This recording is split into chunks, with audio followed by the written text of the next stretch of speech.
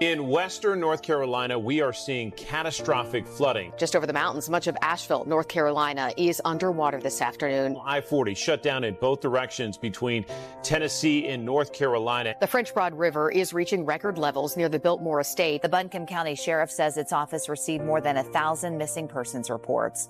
Thousands of people are still without power and water. Areas of the city are completely underwater, trapping people without basic supplies.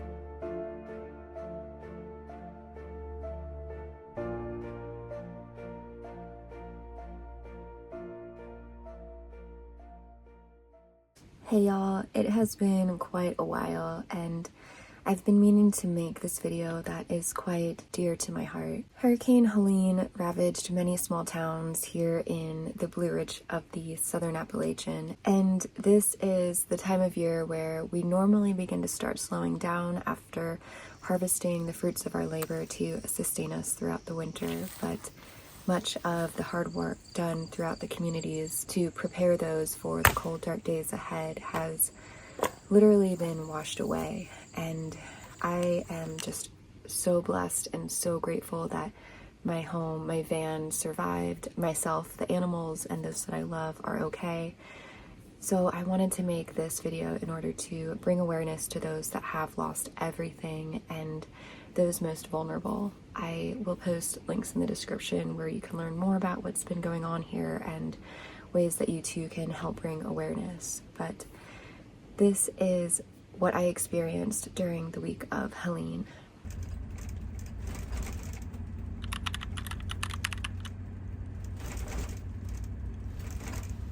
Going back in time, about a week prior to the storm, I had just arrived to western North Carolina from the southeastern coast with our animals, Chi, Chester, and Max. Max is our foster dog, but he was returned after an adoption, so he's somewhat of a foster failure. My partner Jesse also made it up as well, and we all returned to do some construction alongside his family. At this point, we heard of the storm system in the Gulf Coast, but normally we evacuate from the coast to head to higher grounds in these mountains during these types of storms, so we believed we were going to be safe. The area we were has very limited service in general, maybe a bar of cell signal on a good day, and quite limited internet. But we began to focus mainly on the tasks at hand and dive deep into our construction project, building a deck around a cabin.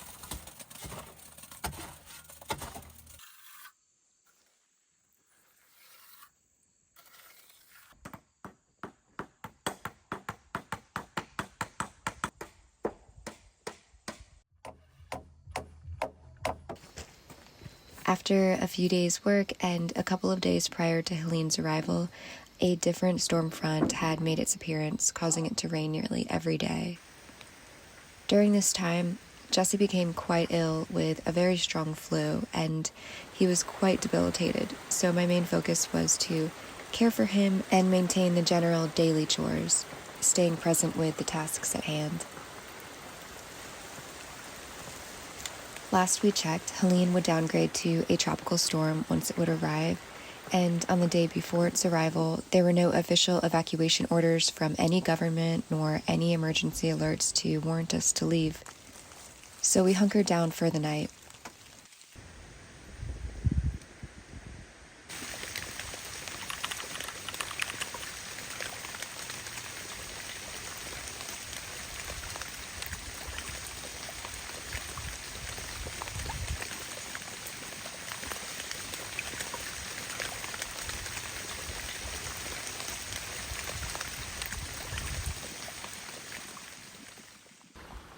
The rains continued to come, but eventually it came down harder as the winds picked up.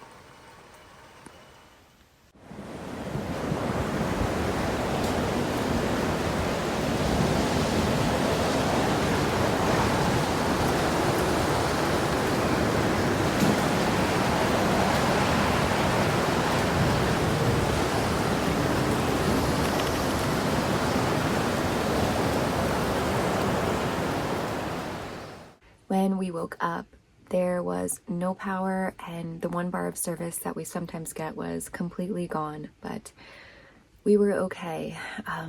The animals were fine. No trees had fallen down on us. There were some trees down at camp, but later we would learn how blessed we were to have sustained the minimal damage compared to what we would find out. But because we couldn't communicate to anyone or know what was going on, we had to drive to the nearest town.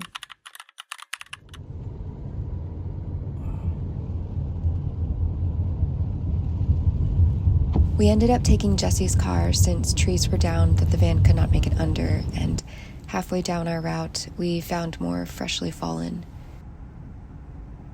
Thankfully, some of the locals carried chainsaws, and so the guys jumped out to help clear the road when they could.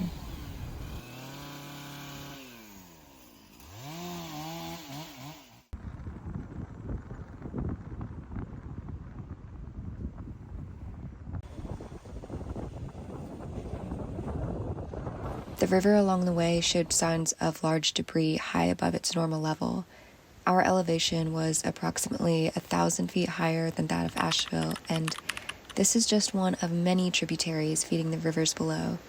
With the level of water we got, this could only mean that those in lower-lying areas would receive so much more.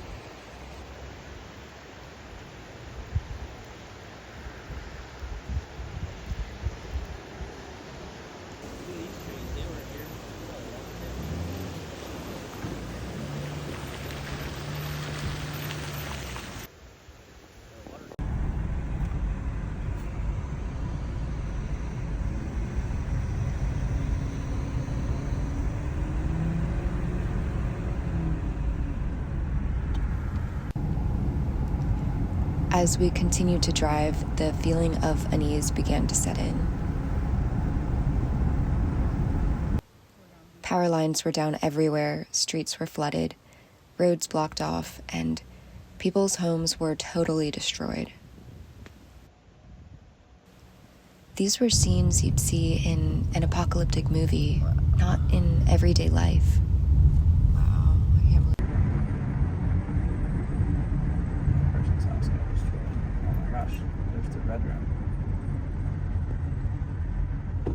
You have to go on these people's property, the whole road's gone.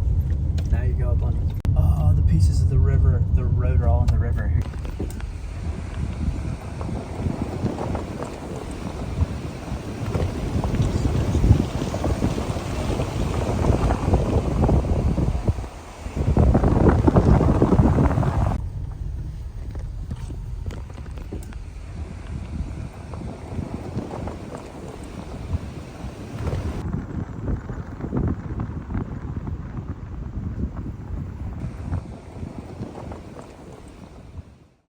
We eventually made it to town, but found out even here there was no access to communication.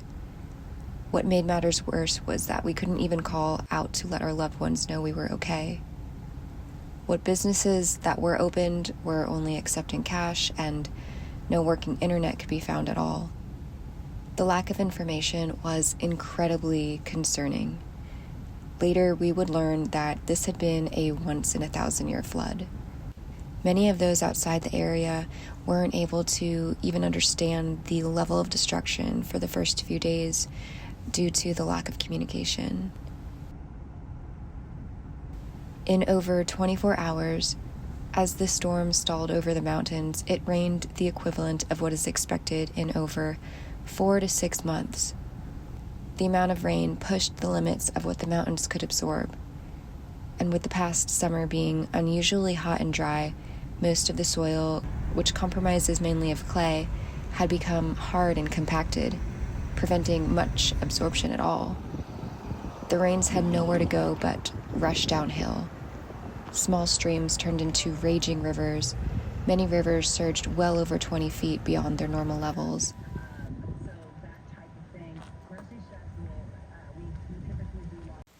The forests are extremely thick here, and so the rushing waters undermined many of the trees' roots, allowing any strong gust of wind to down a significant amount of them. The amount of landslides, washouts, and level of flooding around us was stated to have truly been biblical.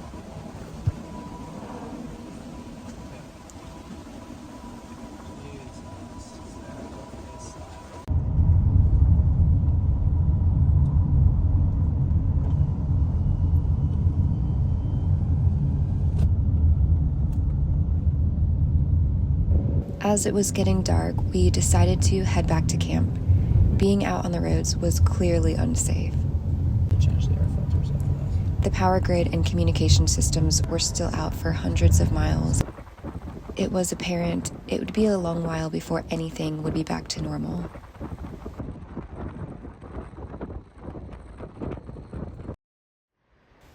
On day 2 after the storm, everything was quiet. There was still no communication to the outside world, but at this point, we shortly realized that what we did have was a little battery-powered radio. Is underwater along with most of the River Arts District.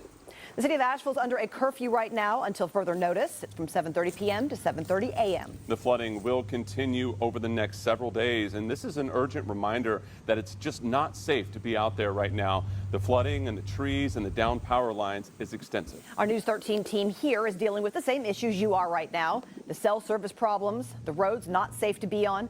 Authorities say if you have an emergency, you should text 911. We began to realize that this was not an isolated incident, and we were not the only ones in the dark and feeling disconnected. We began to hear hundreds of phone calls from people all over that were recounting all of the disaster they saw, what they lost, and people calling in to ask basic questions like where could they find clean drinking water, where were their local shelters, and what roads were even open. We learned that there were so many of them closed, from local roads to interstates. The ability for us to evacuate was nearly impossible. The spread of the storm reached so far and affected nearly 10 states in total.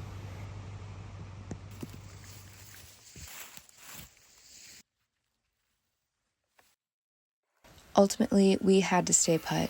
It was better to do so than to drive around because the gas stations were running out of fuel as people started to flood them to stock up for their generators. Luckily, we still had access to electricity through my solar system, though I have to say the past few days of rain didn't help much on the amount of energy stored. We would have to wait for some sun to come out to recharge. I also had about 10 gallons of fresh water stored in my tanks, but because we lost access to the well at camp, we had to fetch and boil it from a nearby stream.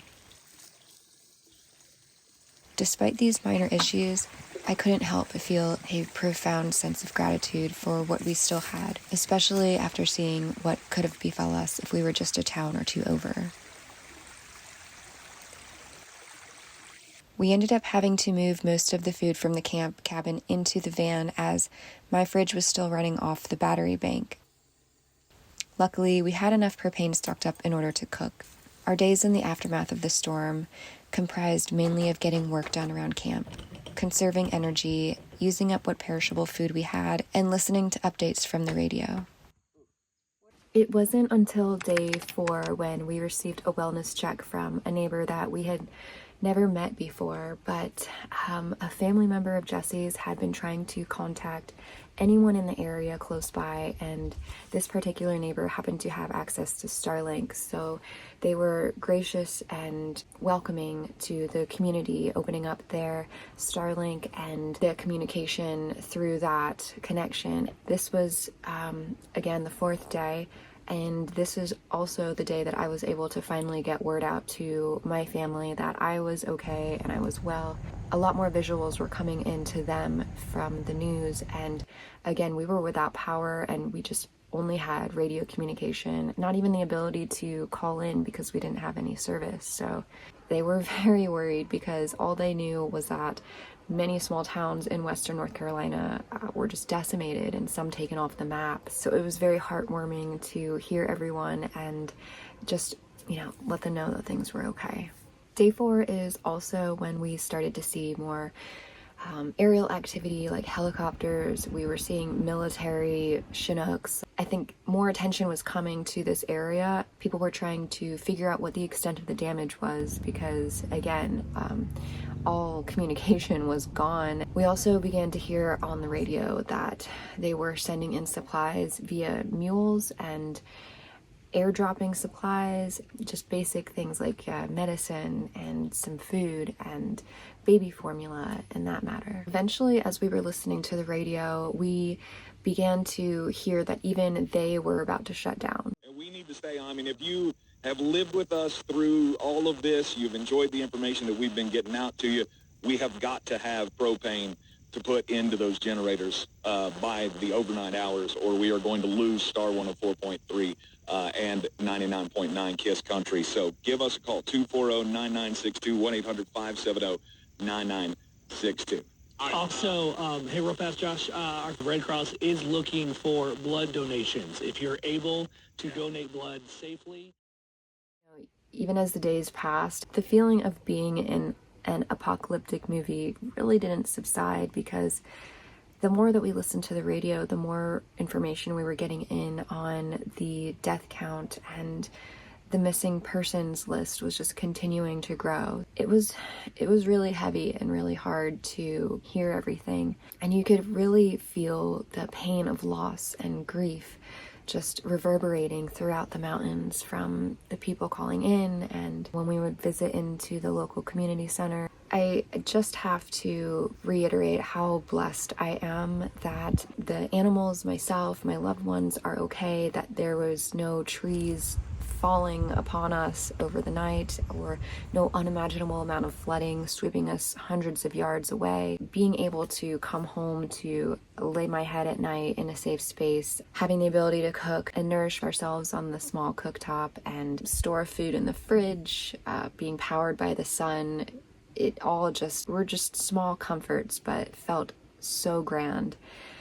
And it made me really appreciate, I guess, the lifestyle and still adaptability into me, because that is really what helped get me through the aftermath. We were okay, but hearing what could have happened really put things into perspective. But as time went by, we did decide to evacuate. Our own food supply was running low. We hadn't had a hot shower in quite a long while. Our laundry had been piling up, and it was quite muddy from even the days prior to the hurricane, and there was such an air of uncertainty. We had no idea when reliable communication would be cut back on, or any form of grid power. So we decided to pack up camp, pack up the animals, and evacuate.